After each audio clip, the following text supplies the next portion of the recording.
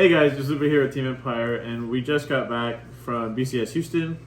We're going to be going over my deck profile today. I actually made top 32 cut at exactly 32nd place. Very peak. This is my first top in a solo event, so I was very happy to get it today, especially since when we showed what the energy marker was, it's a peak energy marker. So we're going to be going over my deck list, and then we'll do rounds. So today I ran Impauldio, which is my new favorite deck in Standard. I really love this deck. It's super offensive, super defensive. Especially with my build, I run a lot more defensive build. I know there's kind of like two sub-clans for this deck. There's an aggro and a defensive. And later on, we'll get more into the defensive picks I have, but I really love this deck. And for those that don't know, since it is a recent card, Impauldio creates what is called the auto mod gauge, or the grade 1 creates it. You can only have it if you're running Impauldio. And the auto mod gauge says when you have 3 or less, any damage you take, you get plus 5k when it's a normal unit. And that's not a trigger, essentially. And then if you have 4 or more, whenever you take a damage, even if it's a trigger, you still get the plus 5k. So triggers become 28k bases. And so you take a card from your drop whenever you take a damage, and you put it into the gauge zone. So they're not actually counted as set orders, which is a very important thing to remember. They're in the gauge zone. This is the only set order the deck has, unless you run cards like I do. But here's the ride line, and then this, and then we'll just show off the generator we got. Woo! Yeah, baby! Woo! I actually thought it was the Masanori one and not this one. No, he gets the peak one. It wasn't until Xavier told me before tourney started that it was actually this one, which was very cool. And then my promo that I got in my pack, I think, cursed me today because this is the promo that I got. And when we get into rounds, you'll see why I think that. But this is actually kind of clutch. So we started their day off with this, and we ended our day off with that. Yep. But now we'll get into the main deck, starting with grade 3s.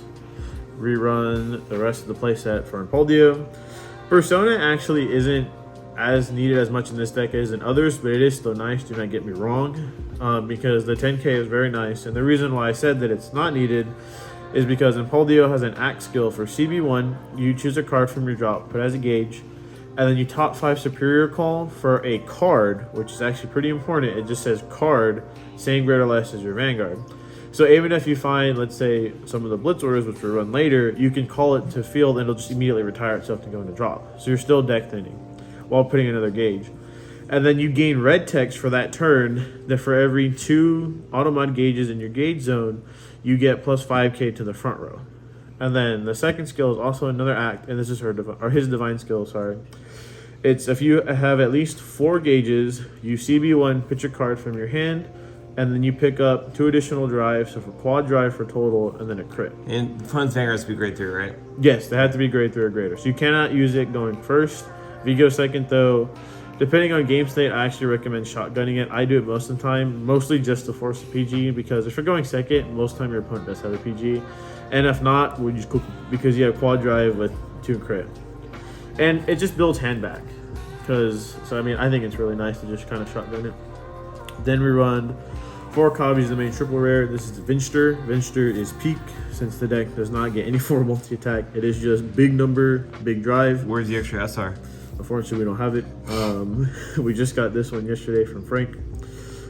So he has an auto skill that says, as long as you have 2 or more. 2 or more, he picks up plus 5k, so it becomes 18k base. And then again, with your automatic gauges, he'll be big. And then his second skill is when he attacks, if no other regrets that perform drive checks during that battle or during the battle phase, CB1. If you have less than 8, he gets 1 drive. If you have 8 or more, he gets twin drive. So he's very, very key to the deck. It kind of sucks if he gets damaged, but there is some ways to like get him back. Because if you damage him early and you check a heal, you can actually put him into the gauge zone. Because one thing I actually didn't cover is that the grade 2 has a skill that when he's run upon, you put a card from your drop or from top deck into the gauge zone, and then you can add any card from the gauge zone back to hand.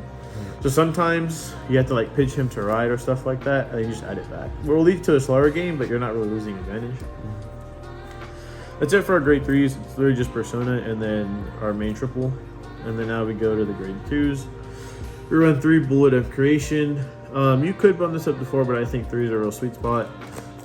Gun cyclers are really key. There's nothing too much to say about it. We have one of each rarity, which is kind of hype. And this card is really good for when you Persona Ride, you don't have Vinster, because you can EB3 or CB1 to search your deck for a different name grade 3 than your Vanguard. Add it to hand if you did, or set order, but you're going to search for Vinster. Add it to hand and pitch a card. So yes, you're breaking even, you're not plussing, but you did thin from deck. So I think that's very fair. So we just run 3 copies of him. And then we run 4 copies of our main double rare. We have 2 FRs, 2 SRs. This card is cracked. So when he attacks, you can Soul Blast 1 as long as you have the Automod gauge to pick up 5k. He actually just picks it up regardless. Well, sorry, the Codex, that's what I meant. No, you know what I'm saying? He picks it up no matter what. Oh, really? Yep. Well, it's true. He's generic. But so I've only played him in this You're game. good. So he picks up 5k for a Soul Blast, and then if you have 5 or more gauge, he picks up 15 instead of 5. So by himself, he's 25. Again, that's not including your gauge power. And then his second skills also makes his card peak, is because if you have 4 or more gauges, he's a 20k shield. The continuous. So unless you're facing those like anti-hostage build cards, he'll always be at 20k. Or like Roxay. Or Roxay. Yeah. Well, you can't intercept with him that way, but as long as he's put there. So it works for him. And then we run 3 copies of Banana Man and 2 copies of his order. This is what I was meaning by our more defensive options. I really love running these because it'll deck thin. And then even seeing one of them is really good for almost every deck, I would say. Because with Impauldio, you can CB1, call a PG, and not feel like you wasted that card. Because this will just move it up. Granted, the PG will be bound afterwards, but it's not like we have recursion. So it is what it is. And like, it's really good against Blagmire because you just call 3 things to the field and you leave all of them there besides Vinster. And then you just sacrifice your other 2 cards to keep the PG alive. It's great against Luard because, spoiler alert, we don't run Elementaria, but we don't need it when we have these. And like the only 2 matchups it's really not good against is, well, I guess technically 3. It's Bruce if they're playing Patrick and you're cooked. And then Shoujo because they can just bind it, and then Shiranui they can dominate it. But at that point, you just don't call it. A PG is still a PG. Yeah. So you'll be fine. Which is one thing some of my opponents didn't understand because they saw this and they were like, what if you face those decks? And I'm like, I just don't call it. Like, a PG will still have its skill in my hand. Drawing off the grade 2, rerun 3 Blitz orders. Twin Cast is my Regardless piece. And then this card that came out with the grade 2 Obscurity, this card is cracked. Because with your gauges, you're very defensive already. And you have the option to give your Vanguard another 10k. And then most of the time, you just call him back, so that's already technically 30k shield, and then any other grade 2. Or you can just call him, because it says up to 1. So make sure that you remember that, because it says up to 1. That way nobody roll sharks you, or up to 2. So nobody roll sharks you.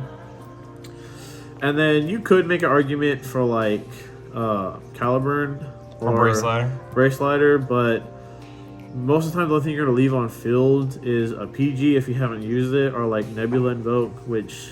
oh well, if he's retired or bound, it is what it is. And again, this is a really defensive build, so having more shield, since I do tend to play a slower game, will help me catch up to where the gauge just scales too out of hand. Yep. And again, this is what I mean by make sure that you notice that it says call a card, because sometimes off top 5, all I see is this at 4 triggers, so I just call it, retire it, and I already have it live for next turn. Basically just drew a card, drew a 15k shield into hand. Basically. Then grade 1s, we run 4 Bubble Mine. We're cool like that, and we have the original one. So 2 SPs, 2 non. Nothing much to say about him. He's the best counter charger Brant Gay has ever gotten. Really, really good. Probably will still be. Yes, I don't think he'll ever be power crept. 4 Boulder. I used to have him at 3, but I bumped him up to 4. This card is really good because it searches for Vinsters. It searches for anything that's grade 2 or greater, which is really, really good, especially because I love calling it down turn 1 if I went second, and then finding a gun cycler so I have easy pitch fodder and like break even in hand. So really good. And then actually one thing to note, if you're not running cracked vendor, which is Banana Man, you will not get his 5k because the Codex will be your only set order. But since in this build we do run other set orders, he will get his 5k. And then we run 4 PGs. As I said earlier, we don't run Elementaria because Jack actually was my main testing partner for standard this season, and we were talking about it. And then I was running with Elementar. I was running 4 blitz orders, which sometimes would clog my hand. Yeah. So we just switched it to this, since I'm gonna call it anyways with Banana Man's order. You want more possibilities of having it. Yeah, and then triggers, Elder Breath. I've seen some people make an argument for purple OT, which, yeah, cool, you get to heal the damage, tend to make the game go on longer, but I mean, who doesn't want to check big The number? OT literally can just steal the game. Yeah, like, and even if they PG Impauldio with his divine skill, everything else is going to get doubled in a crit. And Vinster has 1 to 2 drives, so it doesn't even matter. So, like, Brant is Brant OT. Then we run 3 front, 1 of each different rarity, because we tried to make the deck list annoying for the judges. Run 1 of that, just because he's cool, my goat. Then we run 4 heals. I couldn't find a different rarity, so 2 Chipmunk, 1 of this guy, which is the trial deck rarity. And then we have heal SP, which is very nice, Orphis. We run 3 Dekar, 1 SAR, 2 SPs. We're not like Frank, we love the playset. Then we run 1 of the Orphis one, 1 of the Prison one. Then we run this Bang Dream one because it looks cool. We have him for Velstra and then him for Link Joker. And that is our 50 card deck list. So now we'll go into rounds. So Oh. elaborating more. Good? Okay, you can keep going. Okay, Yeah. Elaborating more on what I meant by I think that energy marker like cursed me is because all my rounds today, besides round 7 in Swiss, were red. So my first 2 rounds were Varga. My next 2 rounds, my next 2 rounds, Shoujo, and then round 7 was Blankmeyer. I was happy we switched, but it was probably to my worst deck to switch to. Even though I did say the PG can be useful, one thing Impauldio suffers too is it has no retire. So once Vaderock touches the field, he's there. Even with my defensive, they basically have a crest too, so they're scaling while I'm scaling. And at that point, it's whoever scales quicker, which in that game he just so happened to. And then in top cup, we only played 1 round, we immediately lost. And it was to, again, a red deck. It was Shoujo. So round 1, we in Varga. I had a pretty good early game. I went first. I called cards down in case he was running like Shenry, because I know what he's playing at first. I called the Volmine and a Baldurin, and then I found it was Virus. So alright, cool. I guess those are there. And then we rushed him turn 2. We only had 2 lanes, but it was Nebula Invoke, Baldurin, Van, and Bulbamine, so they're pretty good lanes. He took the first one because it was a 23k, and then he no guarded Van, and I checked over. And I didn't have anything else, but it still pushed him to 3 because it hit a heal trigger. He checked, I think, 2 crits in the front, so like useless damage checks. And then he had an okay turn, and then it went back to me, and we had some pretty good drive checks, pushed him to 5. And then I'm at 3 damage. I'm at 2 damage. I'm like, okay, we'll go to 3. We'll try to bait out Divine Skill. And my first damage of that turn, because I already had 4 gauges, was a crit. And so I went to base 28k, which completely shut down his turn.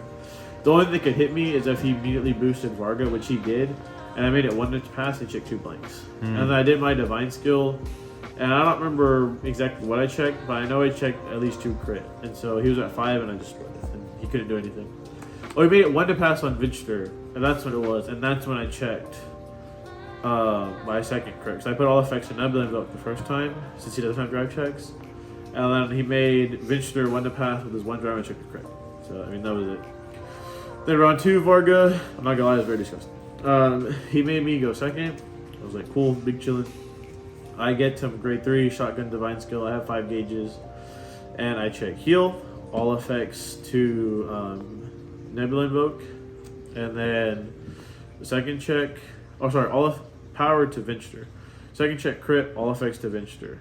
Third check crit, all effects to Nebula Invoke. Fourth check, over trigger. And he's already at 3 damage. And so I was like, cool. Both these attacks have 4 crit. and Venture by himself is 119 with a drive. And so he told me, he's like, I have 1 PG left. Or he had 1 PG in hand. He was like, if I can heal out, I'll survive your turn. I was like, okay, cool. Because I had 4 to 5 triggers, I had 2 PGs, I have my Blitz order. And then I looked at I did Venture's drive check, and it drove check Twin Cast. So I was like, we're not dying. And he didn't heal out. And then we faced Shinobi. It was a pretty good game. I think, honestly, like, not to shit talk my opponent, but I think he misplayed hard because instead of riding up, because I made him go first, he chose to stay on grade 2, which this is after I opened up 4 grade 1, so I had 3 lanes right away, pushed him to 2. Granted, he was swinging into my rear guard, slow down my gauges, but I just then had, again, 3 lanes next turn, and then pushed him to 4. And then he chose to skip ride, and I was like, okay. And then I rode up because I already had 5 gauges by the time I would use Impauldio's skill. And so he guarded Impauldio, and then Venture attacked, and he was like, 1 to pass, I check a crit, and he didn't heal out. So he just lost right there, which, granted, you know, not necessarily like I solely won because of that, but he was already at 4, and he could have gone Twin Drive to try to heal back down, and he just didn't. So it was like the 1 card when he could have had 2 cards. So we got that. Then we actually faced Commander Jaime around 4, which is hype. It was a really good game. Very back and forth, and our final 2 rounds literally came down to who checks your trigger. Because I needed him to not check 2. He checked 1, and I was able to survive because I had just enough shield with my Blitz order and with at a front. And so if he checks another trigger, this front is useless, and the Blitz order will still guard the other attack. And he only checked 1 trigger. And so we survived that, and then he was at 5, and he wanted to pass Venture, and I checked a heal. And Venture already had a crit on top of him. So we got him. Then we lost round 6 to Shoujo. Honestly, Shoujo's probably my worst matchup. Even though we are very defensive, it's still reliant on hitting a trigger to be at 28 instead of 15 if we hit non-trigger, which didn't happen, so oh well. Then we faced another Shoujo, and he was actually a world participant from last year. It was a really good game, very, very close. It came down to, again, he made it 2 to pass on my Impauldio, and I checked a crit, and I was like, I don't trust this. So I put all effects to Venture.